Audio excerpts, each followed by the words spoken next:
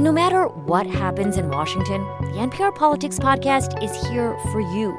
For the latest news, insights, and analysis from the election and beyond, listen to the NPR Politics Podcast. From the WGLT Newsroom, I'm Charlie Schlenker. Unit 5 has around $50 million in necessary facility updates and repairs that need to be done in the next 5 years. It's scrambling to find the money to pay for it.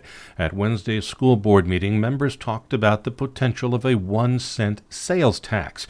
Member Amy Roser says whatever they decide needs to happen fast. We have a roof that we need to replace this summer, so we have a clock that's ticking. The countywide sales tax idea would need to be approved by the voters if a majority of school districts across the county approve putting it on the ballot. Bloomington Normal is among the metro areas in Illinois with the largest increases in the unemployment rate in October. The Illinois Department of Employment Security says the Twin Cities labor market jobless rate rose to 4.3%. The 0.4 of a point jump is larger than in all but Chicago and the Quad Cities.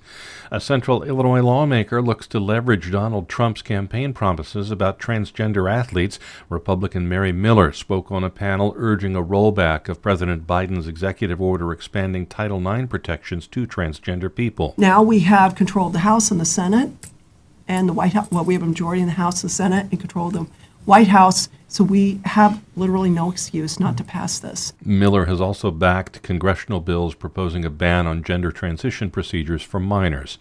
Climate change is affecting the migratory patterns of birds. Illinois State University biologist Pirmin Nietlisbach says when birds leave a winter territory can affect the breeding cycle because the food supplies of seeds and insects might be different. Birds tend to arrive earlier in spring and stay longer in fall in a certain area. It's especially pronounced for birds that don't migrate very far, those that winter in the southern United States. Nietlisbach says for birds that migrate from South America, the trend is less pronounced. Nietlisbach is teaching a new course on how to identify the birds of Blow-No, sponsored by the Grand Prairie Bird Alliance. I'm Charlie Schlenker.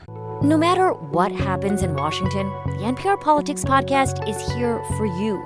For the latest news, insights, and analysis from the election and beyond, listen to the NPR Politics Podcast.